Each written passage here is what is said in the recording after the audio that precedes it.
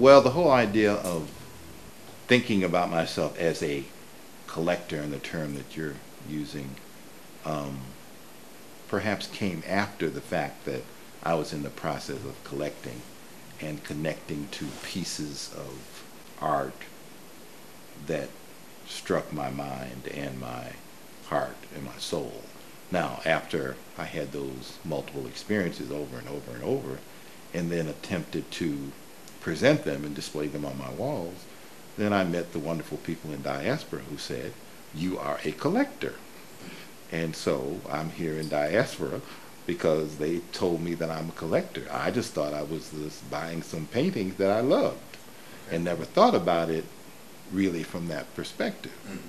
And one of your major members, Miss Chevette Williams, she says, "You have a collection." I said, "Oh, okay." And I am a collector. So my approach, or my approach has been really much more interior. So I'm drawn to pieces that for me have a certain kind of depth and a connection to, I'm a figurative collector, and I'm drawn to the pieces that seem to speak. That's what I went on to say. The pieces then have a voice, and the voices have depth and breadth, as well as the visual. So it's really, you could say that while it's a visual two-dimensional piece, or three-dimensional if it's a sculpture, but you look at the creator of those pieces and they have imbued it, in my view, with a certain depth that then draws me.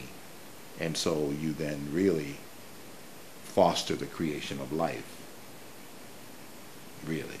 So that when you encounter the collection, at least here at my home, it provokes and affects the people who look at it, and it demands examination and a response. So it is not, it's pretty. Some of my art, people may say, is off-putting and maybe is not pretty, or is not in keeping with the convention of the right stuff, but it always drives toward speaking to the soul and the heart and the mind, and you then leave affected, even if you don't realize that. And that may be in a negative way, but you are affected by the pieces. There's an interesting history here. This was one of the first major pieces that cost dollars. Major for me way back was that it cost a lot of money, more money than I had at the time. And I was walking along Franklin Street in Chicago, 20-something years ago, and I walked into this place, I think this is now gone, and I saw this piece. I said, "Ooh." Now at the time, A, I didn't have the money, but secondly, I couldn't explain what it was that grabbed me. Okay. But it grabbed me, and out of that place I got 3 pieces, which are here right now, significant pieces, and it just struck me. So of course I had to pay the man $10 a week in order to pay for it. But this is an artist, his name is Oswald, he's a British artist, and he was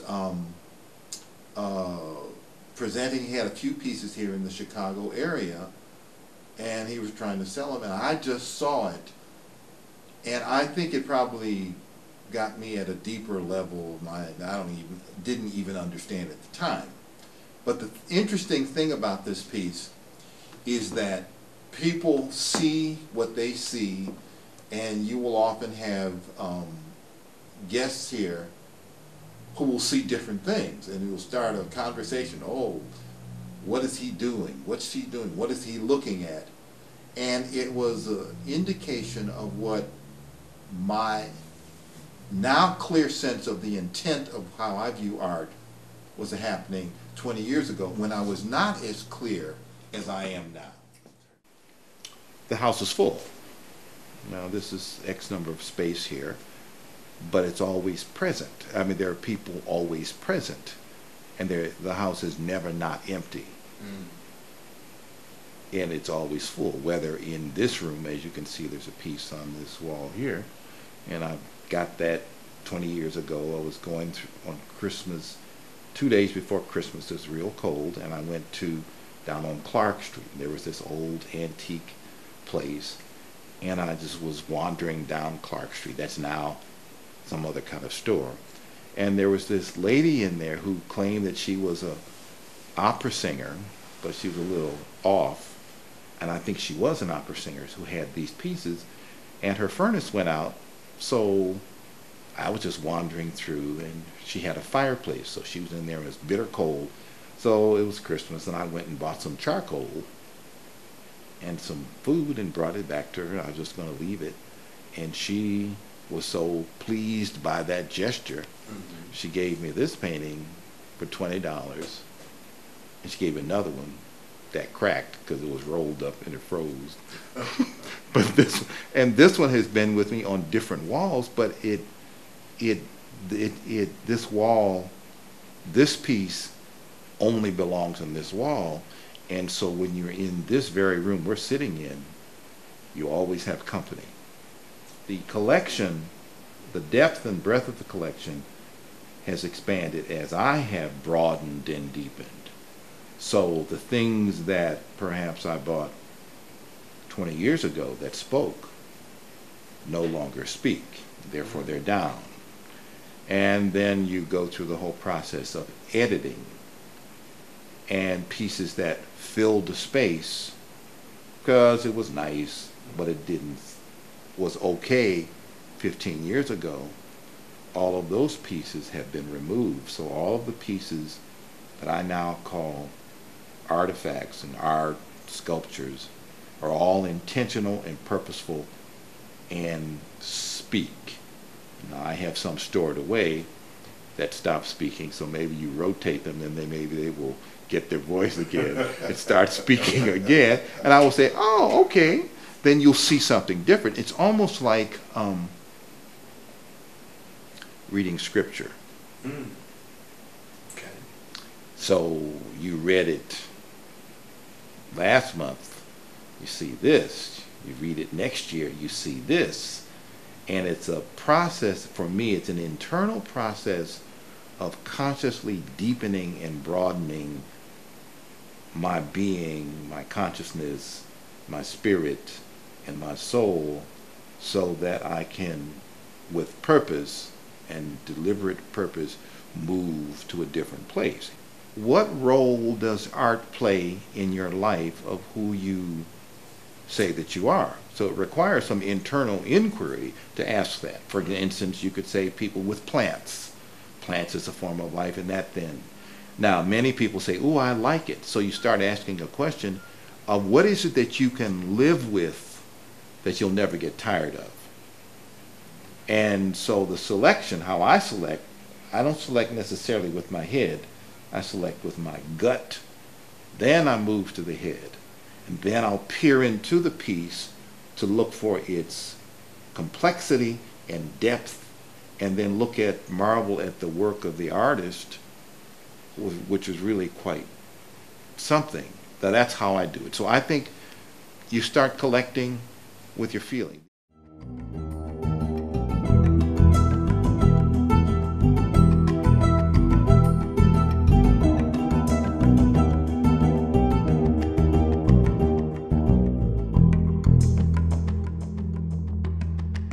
I never realized or never consciously said, okay, now I'm going to be a collector.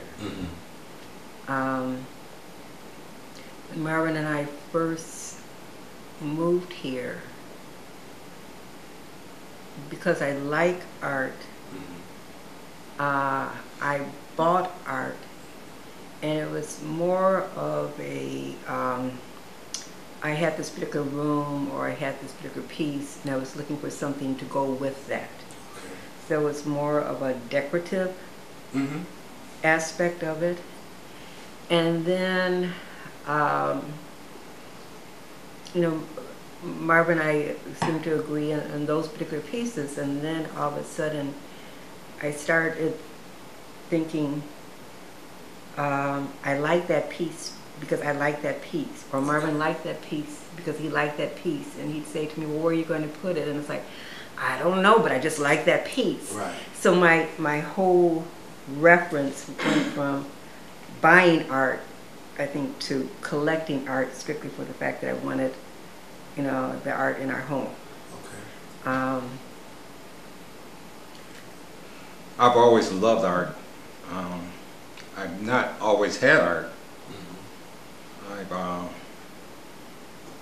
There's something about walking into a space and being surrounded by how other people see the world. Okay. And that's what I think about when I think about artists. I feel as though they're allowing us, or allowing me, to see how they see the world. Okay. We do not always agree on a piece. Mm-hmm. We may like a particular artist, but she likes one piece by the artist and I like a different piece. And so we may get the one piece and end up getting the other piece at a later time, or sometimes at the same time. Okay. So who is this piece by? Well, this is an interesting piece because if you take a good look, you'll see two signatures on it. Oh, yeah. Okay. Wow. Right. Marvin and I have spent a lot of time in South Carolina, and they have some wonderful color artists there. Like Jonathan Green is from the area. Mm-hmm. And one of the things that I noticed just going from different art shows and so forth is that none of the, I won't say none of them, the majority of the artists that I had viewed did figures without faces. Okay. You don't see the actual, eyes, nose, so forth, so other than the silhouette situation. And Mark went down to Cassandra's, and she explained that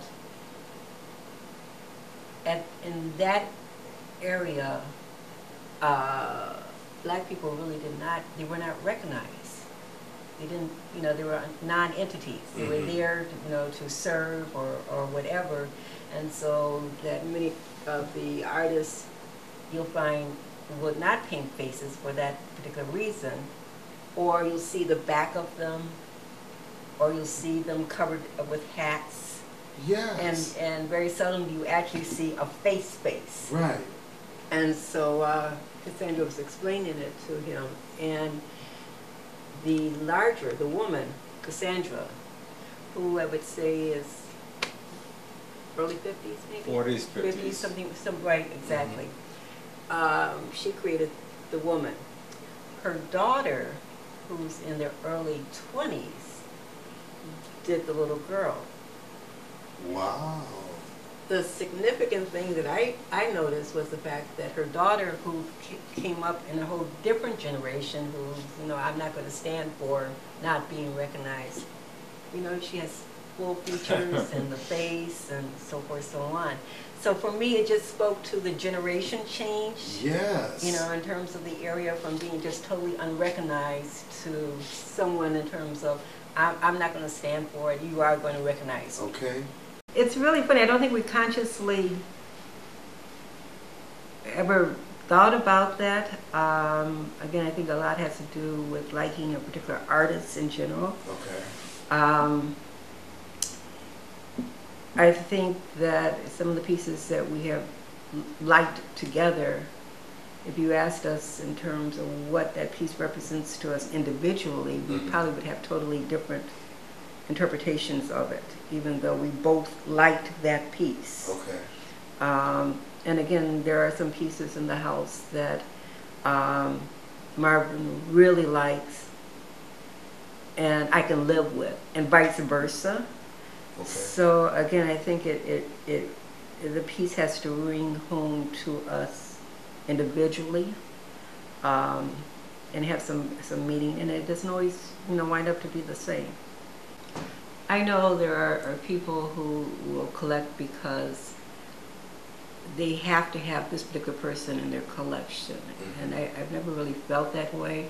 Every piece that's in this room, every piece that's in that room, we got because it had some meaning to us. So, you know, when people ask, well, who should I collect, or, you know, what should I collect, and so forth, so on, I bring home, just in terms of what Marvin said, you know, my advice is collect a piece that has some meaning to you, not just because it is a piece that is made or painted or whatever by a particular person. It's got to have meaning, and because you're living with it. Right. Really depends on what frame of mind I'm in. It's a comfort. It's a resource. I can walk in a room, I can walk in this room and sit down in the same chair, and depending upon what frame of mind I'm in, it will have different meaning to me. Regardless of what that meaning is, I think it really boils down to is it makes me feel comfortable. You know, it's secure. It's my security blanket. Okay. Yeah. And also, I can come home at different times of the day because the light is different. Yes. The piece appears different. So, you know, I can look at a piece in this light and it says one thing to me, and then I'll see it later and it'll say something a little different. It's the same piece, but because the lighting is different, it presents itself differently.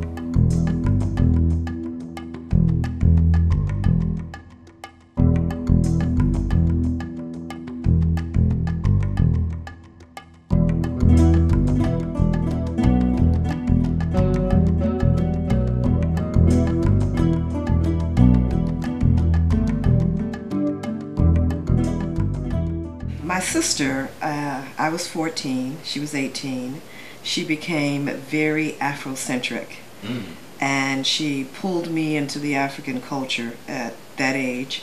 And for my 15th birthday, she gave me 2 small African masks, mass-produced African masks, but that started the collection, and I still have those masks today.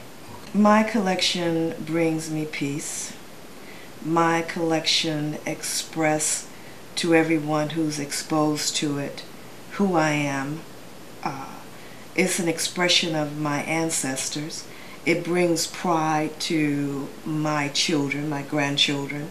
My grandchildren are able to grow up in a home and see their own images, and it gives them a sense of pride. To know who you are is empowering, and to look at the art around you, to learn about it. Various different pieces around the house, I'll take them through. My grandchildren are 9, they're twins, and I'll take them through and we'll just talk about a piece one weekend, and I'll leave it at that. The first time I bought the pygmies in the front hall, I told them, please don't touch these. Don't touch them at all. Just look at them, don't touch them. I went in my room upstairs and I heard some singing. And I came out and my granddaughter was dancing and singing for the pygmies. And I just watched her. She didn't know I was looking at her. And she had made up this song and she was singing and dancing around, not touching them.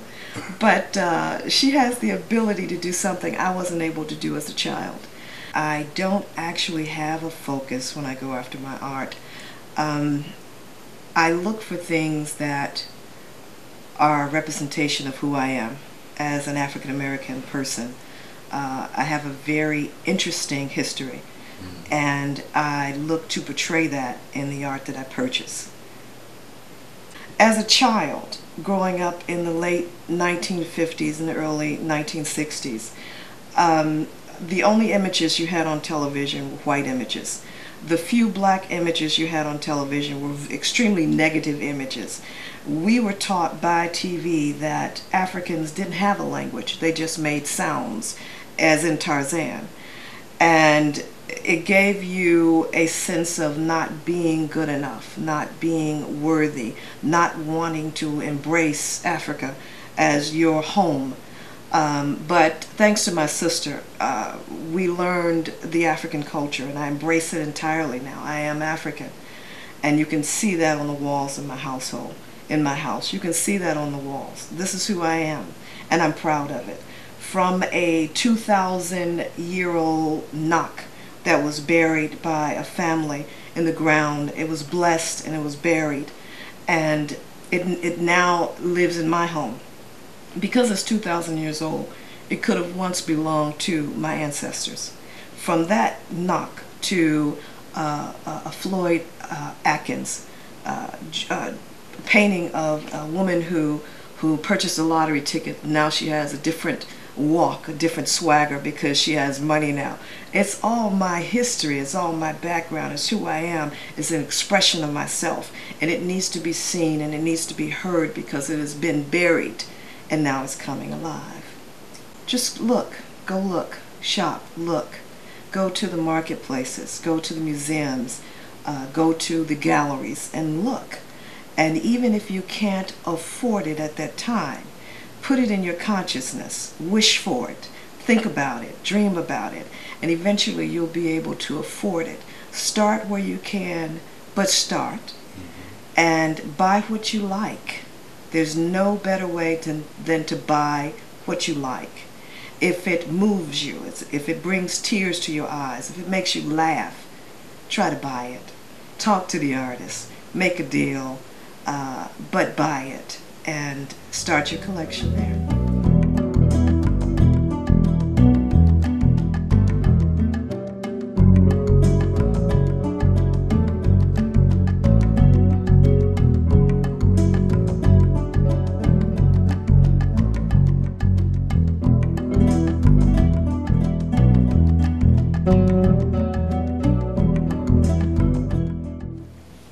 It began years ago as a child. As you know, there are all types of art. And my mother started by collecting painted plates, cups, saucers, from having teas with the people in the neighborhood. So I would see the various artwork on these plates, on these cups and saucers. And I just became aware of how beautiful paintings could be, not just on a piece of fabric or a canvas, but all over. Artists everywhere. So that's how I started. My first piece, we're going to laugh about that, because it was a piece that I purchased at a resale shop when I was 12 years old. Wow. And that piece was $2.50. $2.50. It was a painting of a little black boy, or today we would say Afro-American child. I do not have that painting today because my sister, as she comes, when she visits, she always takes something home. And she took that. She still does that. In fact, she was here last week. And she took a pillow of mine home. It's what grabs me at that time, that particular time. I think sometimes it's the mood that you're in. It's the colors. It's the way it's painted on that particular canvas. There's so many reasons for choosing a particular painting. I purchased this, it's a charcoal drawing because of the eyes. If you look at this piece here, wherever you look or wherever you go, the eyes follow you. She's very, very good with eyes. This here is Jason Jones. This was purchased in 2005. And this piece here, one of my favorites. I just love this wood. There's a funny story behind that. At the time when I purchased this, I was working at a resale store. And this art teacher came in. She was getting a divorce. And she says, you know, I'm desperate. I have to sell this. She says, I need $200. So at that particular time, I did have the $200. So this is how I acquired this. This piece was done by a student at Governor State. What he did first was made a mass of himself. Okay. And then made the urn or vessel and included it into this piece. I purchased it because, first of all, he was an Afro-American student, and I knew that he needed the money.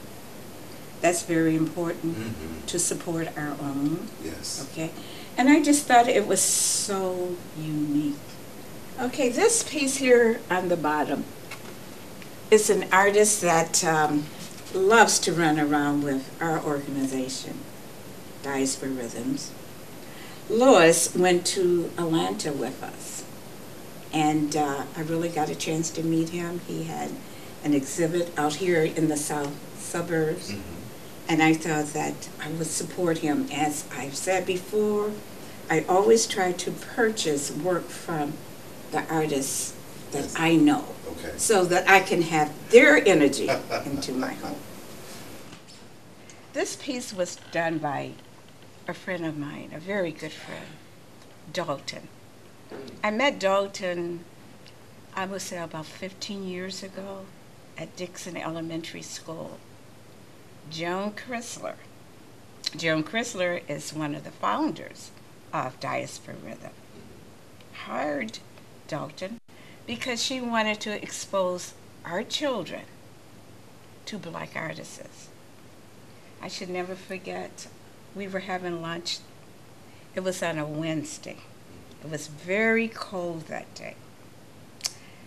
And Dalton came into the room, and I was discussing with the children the snow, how the sun would melt the snow, and it would turn from the snow into a liquid and so forth and on. And Dalton chimed in. He says, I'm going to draw that. So he started sketching. And that's when I found out he was really someone that I could really connect with. Wow. This piece is so wonderful to me. Every morning when I get up, the first thing I do is get my cup of coffee, bring it into my living room where we're sitting now, drink my coffee, and look at this painting. If you notice the painting, you know there's a lot of rhythm. Yes. Dalton paints with rhythm. If you look at the painting, you will see eyes and bowls and moons and the sheerness of the fabric that is on the woman there. I've had the painting for over 15 years, and each morning I see something that I didn't see before. Wow. To me, that's an excellent artist. That's an excellent artist that can do that. Meet the artist so that you can feel the artist's energy.